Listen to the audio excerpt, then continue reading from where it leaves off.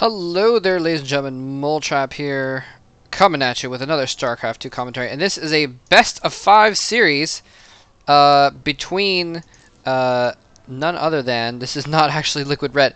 I think these guys must just have played on the other accounts, on the other guys' accounts, because it's the same accounts as the third place series I just casted.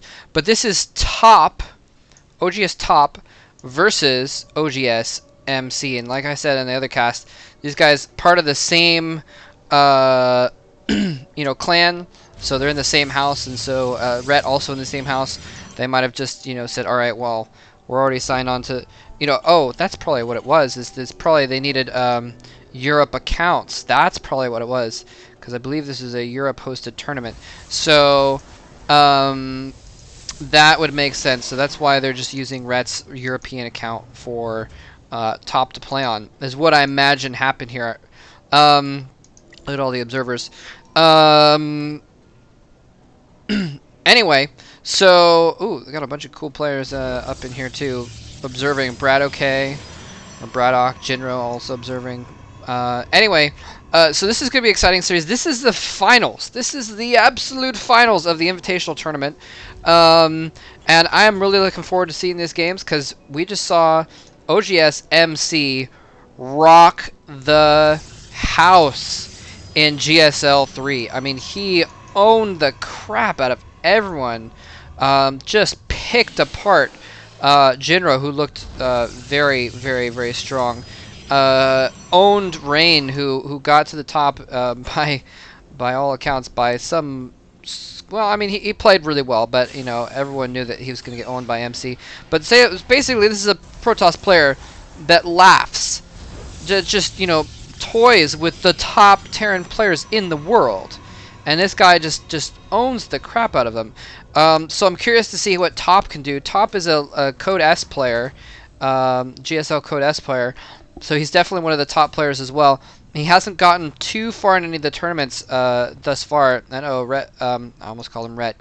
Top, running that Marine back and forth, wants to try and kill this probe, make sure he doesn't let the probe get in, but also doesn't want the probe to get by when he's trying to chase the probe. So he's just going to camp a couple Marines at the top there, and that's going to be more than enough to stop that probe from getting in to scout. And that's the important part there. So 2 Marines, and then he's just going to get his tech lab going there. Is the SCV? Oh, the SCV is going to micro around the side and going to get in here and see what's going on. Just going to scout. He's going to see both gas mines up right now. So a tech-heavy build going for oGsMC, and I'm curious what the response is going to be. Is going to command center is actually going to expand off that. So very interesting. He sees that there's going to be a tech build, probably some kind of pressure.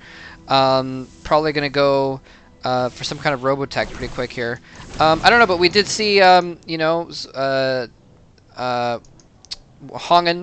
did I think it was Hongen did a really cool build where he went for a couple forges, and yeah, there's the more warp gates, so that's kind of what I was expecting.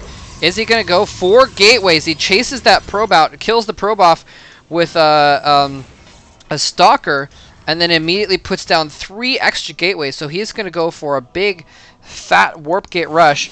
And look at this is perfect timing too. The stalker comes out, kills the SCV, and the gateways are going to come in just a little bit after warp gate tech finishes. He's chrono boosting out an extra stalker just in case of some early pressure. He doesn't know what might be coming his way, and needs to have a little bit of an army while he's waiting for these warp gates to really get going. But in the meantime, he's just got his probes, and he's actually making more probes. I think he's probably just going to stop making probes at that point. It depends on how all in he is. If he's planning on expanding off of this somehow, then he'd want to do that. But I mean, okay, here he goes. Yeah, he's just sentries over there. Very interesting. He's going to plant down 3 sentries. He's going to need those. He's probably going to just make those sentries, and that's why the second gas. He needed that much gas to get sentries warped in, basically. Anyway, planning on a couple pylons as he's almost supply blocked. It's interesting.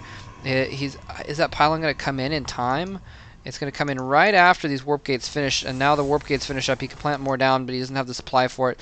But yeah, now he's going to be able to start pumping out lots of units. He's going to rally these units over towards with these and warp in more stalkers. So that's pretty much it.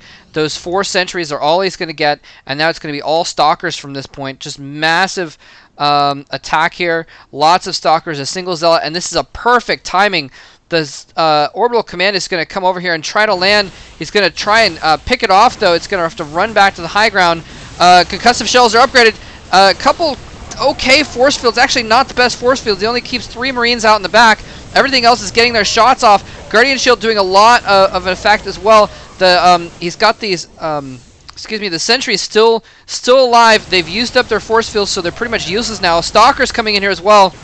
SCV's having to come off the line. I think he realizes how bad this is now. A decent force field keeping those forces back. There we go. The 2 force fields keeping Top's forces way back, just fighting with only the SCVs. He does manage to squeeze them around the side so he can fight. And finally, he's going to break through, and this is not good at all, actually, for oGsMC.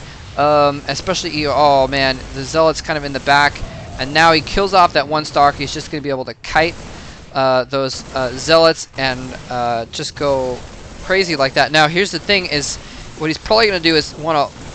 I'm not sure if he's going to keep going all in with this. He is producing more units at this point, but it looks like he's going to try and run home with them and try and protect against a counterattack. He's producing more probes, so he is going to probably try and expand off of this and go for a longer game. He knows that he's lost this all-in. Well, I mean, it was, like I said, it was kind of an all-in. He's going to be doing okay. He killed enough SCVs that it's okay. I mean, he's got double the harvesters, and so that's what he has going for him. But at the moment, Top does have an advantage, and he's going to try and press that advantage, moving out here with a significant force. Stim is almost upgraded.